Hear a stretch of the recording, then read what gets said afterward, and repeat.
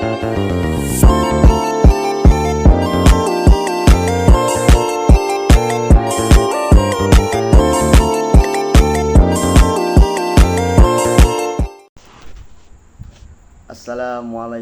warahmatullahi wabarakatuh.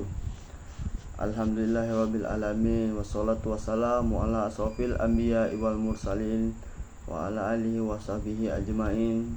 Segala puji bagi Allah Subhanahu wa taala yang telah melimpahkan karunia-Nya kepada kita, serta tidak lupa juga salawat serta salam kita haturkan kepada junjungan kita Nabi besar Muhammad sallallahu alaihi wasallam. Sebelumnya perkenalkan, nama saya ini adalah Firdi Maulana.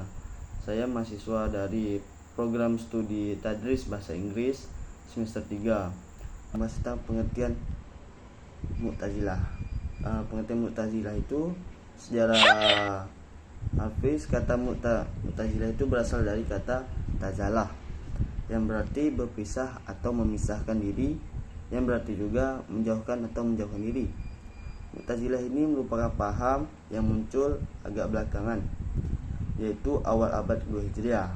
Mu'tazilah ini adalah salah satu aliran teologi dalam Islam yang dikenal karena pendekatan rasionalnya dalam memahami ajaran agama, terutama terkait dengan sifat-sifat Tuhan, kemudian terkait kebiasaan manusia dan keadilan ilahi. Selanjutnya kita beralih ke slide berikutnya, itu tentang sejarah dan berkembangnya aliran Mu'tazilah.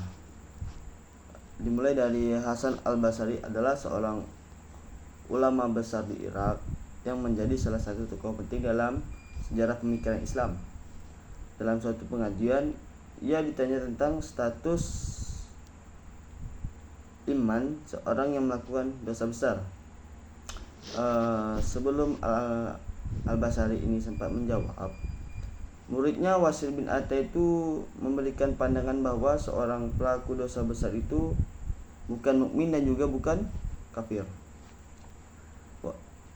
Kemudian Wasil setelah menjawab pertanyaan tersebut, dia meninggalkan majelis dan membentuk kelompoknya sendiri untuk mengembangkan pandangannya, yang menjadi dasar lahirnya aliran Mu'tazilah.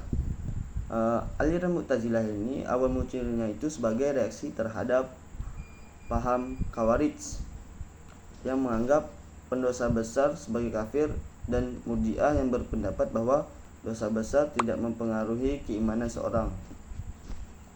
Nama Mu'tazilah ini berasal dari kata itazala, yang berarti mengasingkan diri. Diambil dari ucapan Hasan al-Basri saat melihat Wasil memisahkan diri dari majelisnya. Mu'tazilah ini dikenal sebagai aliran rasional karena menekankan pentingnya akal atau rasio dalam teologi. Lanjut pada materi berikutnya, itu tentang doktrin-doktrin aliran Mu'tazilah. Doktrin yang pertama itu ada tauhid. Dalam tauhid ini Mu'tazilah sangat menekankan keesaan Tuhan dan menolak konsep sifat Tuhan yang berdiri sendiri, karena mereka berpendapat bahwa ini dapat merusak konsep tauhid. Tuhan hanya memiliki satu esensi yang sederhana tanpa atribut terpisah. Doktrin yang kedua itu ada keadilan ilahi. Menurut Mu'tazilah itu dalam Tuhan adalah maha adil dan tidak mungkin melakukan ketidakadilan. Mereka itu percaya bahwa manusia diberi kebebasan penuh untuk memilih perbuatan mereka, dan Tuhan tidak terlibat langsung dalam tindakan manusia. Untuk dalam doktrin yang ketiga itu janji dan ancaman, al-wa'd wa al-wa'id.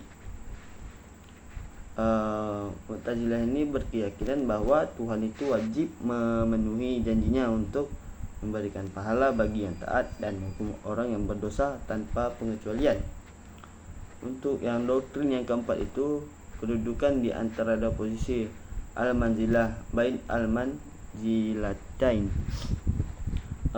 Dalam doktrin ini orang yang melakukan dosa besar itu tidak dianggap sebagai orang mukmin, tetapi juga tidak disebut sebagai kafir.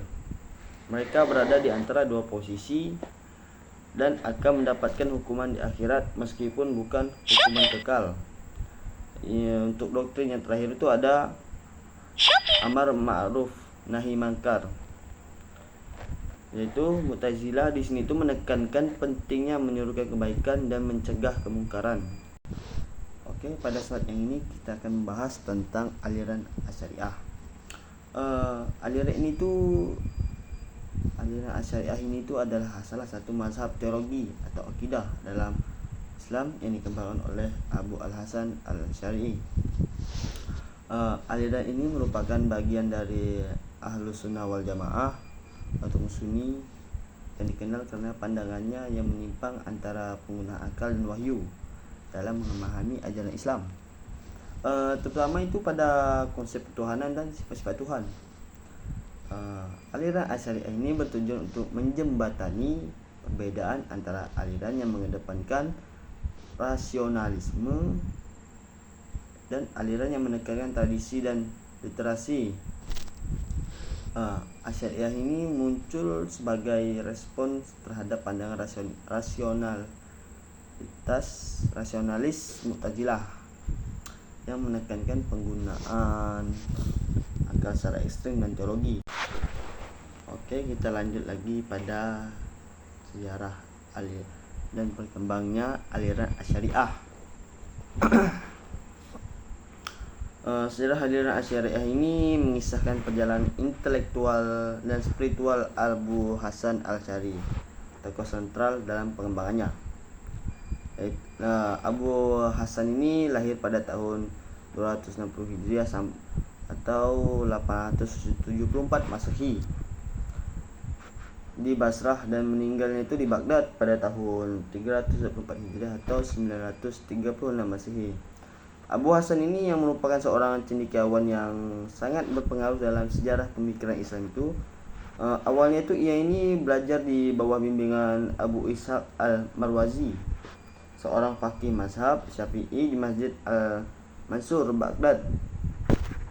Pendidikan Al-Asy'ari ini semakin berkembang saat ia mempelajari ilmu kalam dari Al-Jubai, tokoh utama aliran Mu'tazilah di Basrah.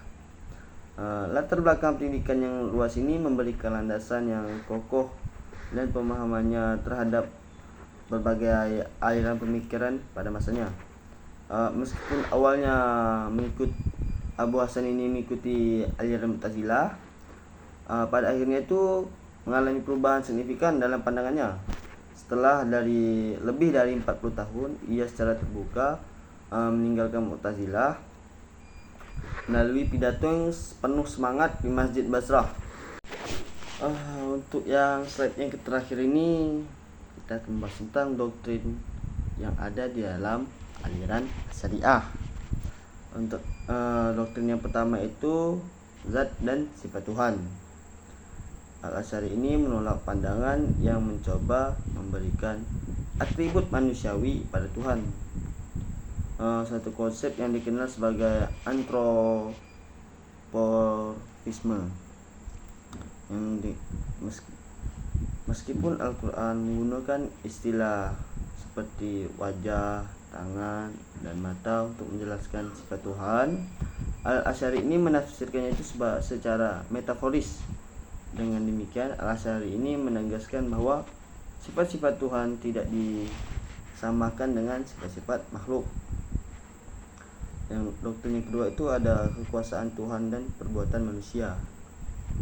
Menurut Al-Asy'ari, kekuasaan Tuhan ini tidak terbatas dan tidak dapat dihalangi oleh apapun di alam semesta. Segala sesuatu terjadi sesuai dengan kehendaknya yang mutlak, meskipun manusia memiliki kebebasan bertindak. Namun Tuhanlah yang menciptakan dan menentukan segala perbuatan dan tingkah laku yang dilakukan manusia dalam kehidupan sehari-hari. Yang ketiga itu ada doktrin tentang kalam Tuhan. Al-Asy'ari ini membedakan antara kalam nafsi, kalam dalam artian abstrak yang ada pada zat Tuhan, dan kalam lafzi, yaitu kalam dalam artian sebenarnya yang dapat dibaca oleh makhluk.